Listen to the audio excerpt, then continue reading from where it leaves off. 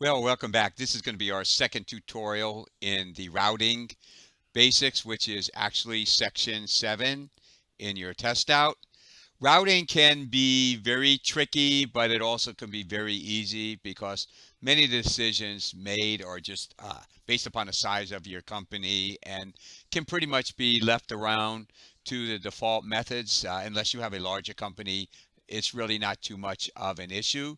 So what you're going to do here is you're going to learn the different ways, the different protocols, and how all this stuff is intertwined, and a little bit about troubleshooting. So understand these things: packet, network, next hop, routing table, default table, and loopback. So what I've done, I've given you definitions over here. Again, is really the packet of data that's sent out over and created in the frame in layer 2 of the OSI label. And it's also going to have the source and destination IP as well as all the information that's relevant. That is the one that actually gets sent to the network. Many things are going to happen to it. The sources and the destinations may change from time to time depending upon where it's going.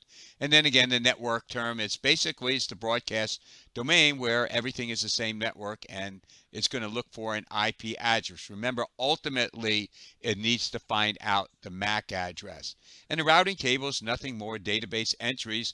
So you're going to know where the networks are, and you're going to know where the next hop is, so you know exactly where you go to. When you look into your computer and you do an IP config and you see the default gateway, that actually is your next hop. Then the next hop from the default gateway is going to be one of the DNS server routers in there, which is going to have another next hop, and so on and so forth. All that is stored in the routing table. And again, the next hop is just the IP address of where you're going to go to. Now, bear in mind, the IP address is necessary because you're not going to know the MAC address of the next router, but you should know the IP address. And the default route, always remember 0000 with a subnet mask of 0000 is the default route, and that means it's going to go, if it can't find something in this network, it's going to spread it out, usually through the internet. And of course, you should know what a loopback entry, that's the used for diagnosis. You're going to use normally 127.0.0.1. So again, here's a typical network, and it's very, very simple. We have just one, two, three, four, five technical networks, and you see the IP addresses. These numbers here, not the IP addresses of the router, but these are the actual network addresses in here. So we're going to send something from 1 to 4. It has to go through network 2. Now notice the router on the left has an IP address on 1 and network 1, and an IP address of 2 to go out the port in network 2, which is going to go to a router. One of them is going to have network 2 IP address, and one will have 4. Likewise, the other one's going to have 3, and it's going to have 5. So these are the interface ports on this one router over here. So you can see 1, 2 in there are E0 and E1. Then you have E3, because this is going to have 3 separate ports. So E0, E1, and E2 are going to be on the router on the left. So it's going to be able to route to 2 different networks in here. Then you have E1 and E2 is going to have 4,000 and 5,000 on the other networks. So the one on the top is going to have one for 2,000, and one on the bottom is going to have one for 3,000. So again, anywhere here is not going to need a hop because everything is internal in here. If you're going to go to something in 4, you need to go to the router that has the IP address that is responsible for, and that's going to be 2002, which employs the 2000 network there. So what's going to happen, it'll go to the next stop here. It won't know that in the very beginning. It's going to have to send out a very broadcast in here. Then it's going to learn that, oh, IP address 4000, I send it to the router, this one over here that's circled right now. So here you have an IP address of 1.0.0.15 sending something to an IP 4.0.0.15. And remember, the IP addresses are used in the source and destination, but it really looking for the MAC address. So eventually in the table, the MAC addresses will be stored. So you can see in the beginning, it's going to say the destination is Z0. That's where it's connected to. And the source is going to be 10015. However, it will give the MAC address. So it's going to know exactly where to send something to when it's going to go to a computer on 10015. It'll have the MAC address and the IP address in it, which does get updated because they can change. And then it's going to have the source and the destination in the actual packet so it knows where to go. So eventually the destination is 4.0.0.15 and the source is 1.0.0.15. So it's going to go out on port E1, as you can see. And this is a network that's going to go to the internet, of course. So you're going to have both a public IP address. The public IP address will be in here. And rather, I'm sorry, the public IP address will be here. The private IP address will be there. And remember, public IP addresses are not routable. That's where NAT is going to come into effect. So again, we don't know where we're sending something. We're trying to go out to 160.10.12.15. It is not on our network. It's going to go through the default gateway, which is going to say, hey, not anything I'm responsible for. So what it's going to do is it's going to send it out on the internet with these mask of 0000 and for the subnet mask as well. So again, it's going to learn. It's going to share. So it's going to learn these different things. It's going to share it with all the other routers. So if something hits a router, it doesn't have to mess with it. It goes right to where it's supposed to go. So again, these are things that you might want to learn about routing and packets and the things and what is next hop. Routing protocols. I knew I can get it out. So we need to know about hop count, bandwidth, throughput, links utilization, and all those things are going to be completely relevant. It may sound more confusing than it really is. But you know, hop count is really just a number of hops that it takes to get somewhere. So I've given you definitions. So if you're going to go from one network to another, you might want to count how many routers it has to pass through. That may or may not be the fastest way. Then bandwidth, how fast is it going? And throughput is the advertised bandwidth, is the maximum capacity of the link. So you can read that and get your complete definition. And of course, the link utilization is a percentage of the network's bandwidth. So then you're going to have the load in here, which is the amount of work it performs. So you have the MTU. This is important, especially with black holes. So you want to know the maximum transmission unit, and that's going to determine how much can be in there. If it oversees it, you could have big issues. Packet loss occurs when an IP packet fails to reach the destination, and it could be anywhere. So you have to understand that these things do happen. When that happens, it has to be resent. Latency is a delay, and reliability is, you know, can I constantly go the same route, or do I have to look for alternate routes? So here you have your routing scope, and make sure you understand AS and ASN. So the next slide is going to really determine it, show you a definition.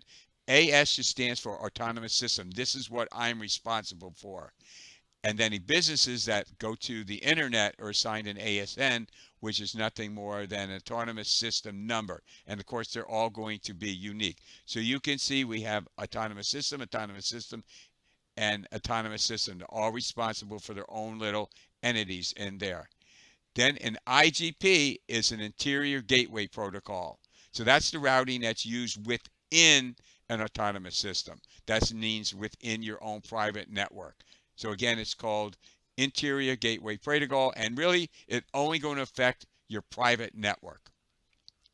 Then you have an exterior gateway protocol, or EGP, and that's going to share routing information between different autonomous systems in there. So you're only responsible, the IGP only responsible for its own in here. So again, this is another slide in here, so you can see it's going to go to the internet, and then all that stuff is going to be shared. So now we have hop counts. So if we're going to go over here from this router to this router, we're going to go to 3. If we go this way, we need 1, 2. If we go this way, we need 1, 2, 3. Now this way, the number 1 seems like it would be the shorter way, and the bottom over here takes extra hop, could be a longer way, But the lowest hop count is not the fastest route. So you can see here we're using the lowest hop count, but now we have a dilemma. We have one that only has 2 hops, one that has 3 hops, but look at what's going on here, and that is the delay.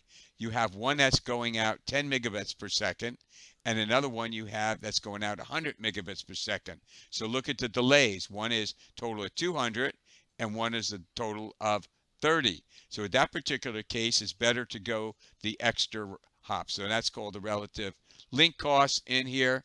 So he's going to divide a value in there, determine the actual traffic flow. So this is distance vector, and every routing going to share its own routing table with the immediate neighbors. So once you get done with this, you can see it's constantly creating a table. So eventually you will see every single router and how it takes to get there, what it's going to take. So if you go into A0, you can see to get to a B or C, it takes 1. And that's as very simple as it takes. In here, you're just going to count in here. So to get from D to A, it's going to take 2. To get from A to B, it's all there. So there's no hops in here. So you can see exactly how that works.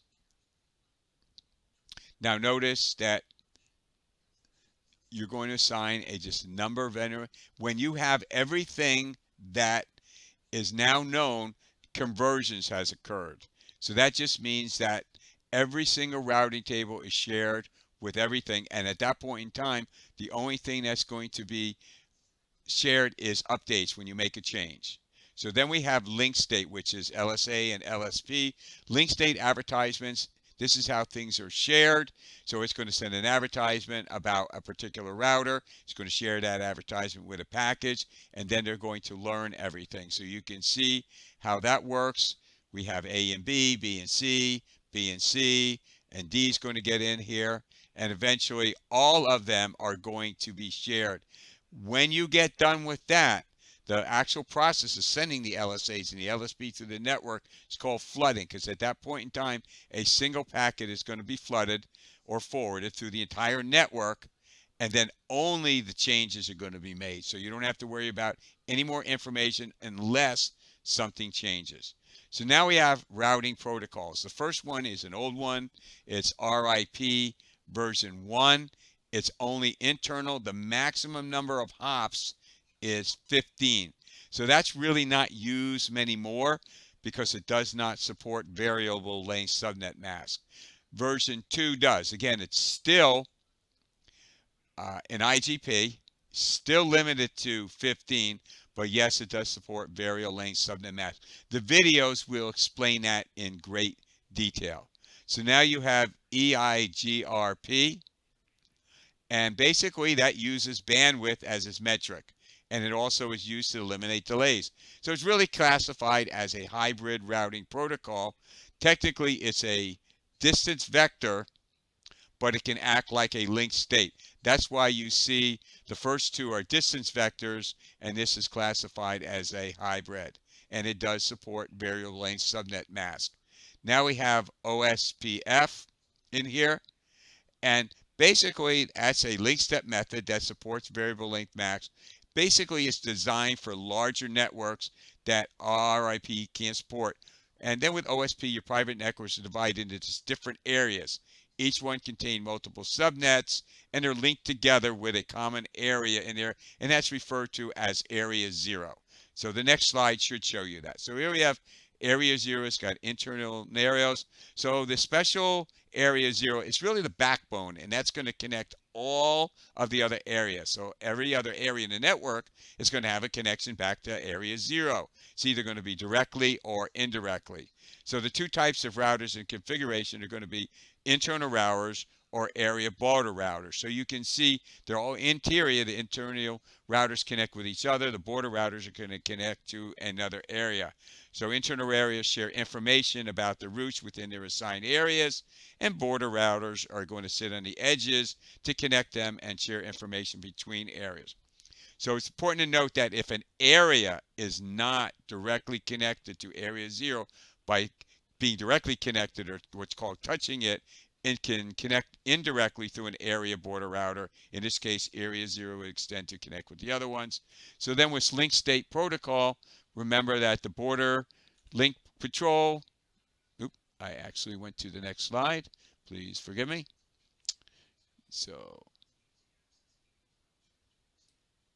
with the LinkState the protocol between the areas designed by border routers location. So there's more than one type of router you should know about, and the configuration, autonomous systems, border routers, and basically their job is to communicate with the routers on the inside systems.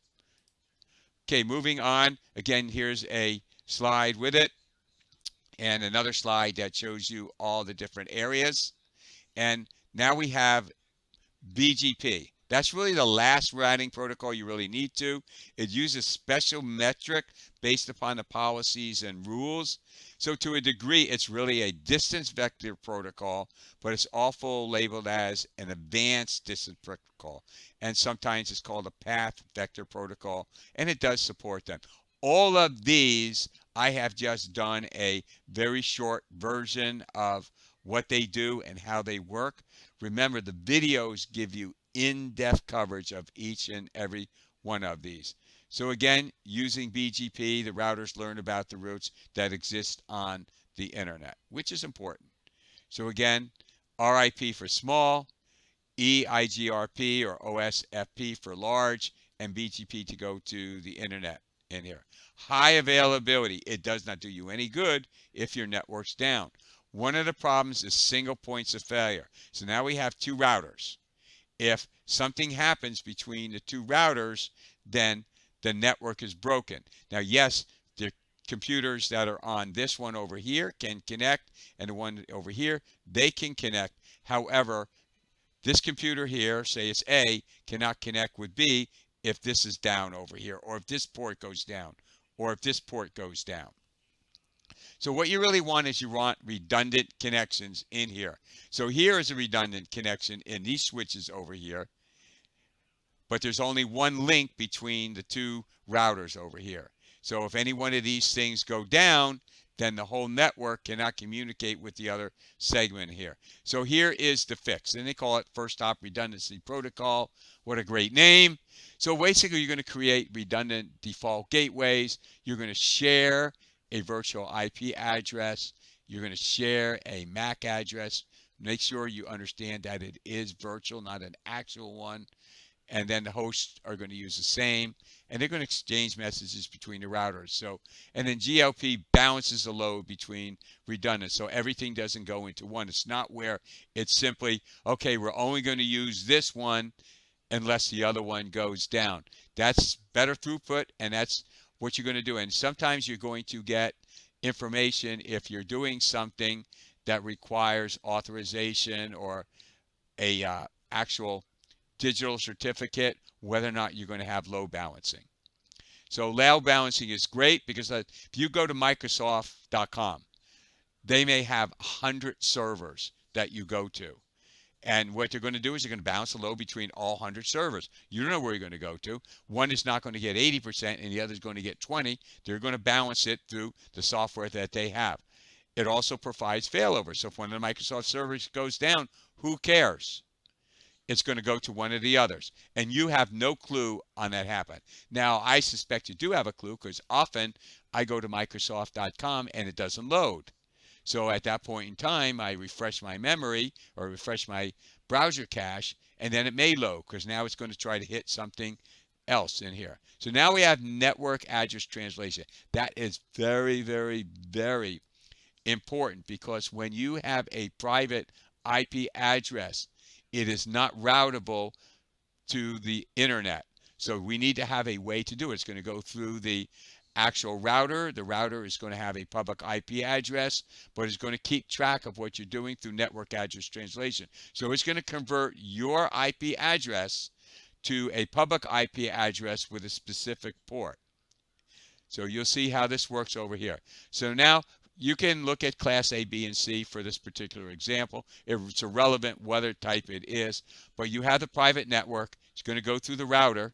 Then we need to go to the internet. The router has a public IP address. So what's going to happen when it's going to go to Microsoft.com or you're going to go to Amazon, it's going to see the public IP address that it's coming from, but it's also going to see a port. That's what the NAT does. It's going to assign a port based upon your personal computer. So now we have addresses here, 192.168.1.10, which is going to send something out. The default gateway appears to be 192.168.1.1. That is the private address. Then it's going to go to the public address is 137.65.7.2. So what it'll do here, it'll assign a port number from 49,152 to 65,535. At that point in time, they're going to see 137.65.7.2 colon maybe 50,000. So they have no clue where it is. They only know to send it back to the public IP address. The router knows where it's coming from, but only the router. So this is the last slide on NAT. Basically, there's two types, and there's the many-to-one NAT, and there's the static NAT is one-to-one. So that's the port forwarding. So if you log into a computer using port 3389, it's going to be redirected to a specific computer. So you can use remote desktop to log in from home to your computer at work, as long as your network administrator opens up that port and sets it up to actually forward it to anything going on that port goes to this IP address. Where I work, I use a VPN, and it goes into it and it creates a virtual secure private network. 3389 is really not all that secure, so be very careful on that. Routing troubleshooting, again, you see the definitions and network discovery. Black hole router, you need to be very careful about a black hole router that may drop packets if the packet is too large. And that's a black hole because the router doesn't send an error message, but it just drops it and you never know what happened in there. Then a routing loop occurs when data is constantly going back and forth between routers and nothing. In an operating system, that's called a deadlock, where nothing actually happens in your computer, just sits there and you can't do anything about that. So again, you have the troubleshooting. First thing you should do is check the routing table, which you can do, and the default gateway. But you're going to be using utilities like ping and traceroute. So traceroute, what that will do, that will actually trace the hops and the routers that it goes to, and it can give you an idea where the chain of command is broken to. Now, more than likely, you're not going to get all the way through to Microsoft.com. It's going to time out because of certain precautions they have on it that are blocking it to make sure they don't get a denial of service. So don't be upset about that, but you should be able to get to the hops and find out where it's going to actually end. Here's an example of the black hole. So you're using an oversized package. You can use the F-S switch, and that sends an IPM to echo it on -L, sets the size of the packet to see what's going on using the ping. So again, use traceroute. Now here you have a routing loop, and that occurs when data is being passed back and forth between routers to the path instead of forwarding to the destination network. So it could actually look like something like this. So you can see data is going from B to C, from C to D, from D back to C, and it's never actually ever getting to A. So it's just constantly going in a loop. So the routing loops there are going to indicate that something is misconfigured in there. So the routes are not being shared properly, or there is some other thing on that. So be very careful about that. That's very, very, very important. So that's all for this video. I hope this is informative to you. Always, if you have any questions, I encourage that you email me, and I will do my very, very best to assist you. So have a wonderful, wonderful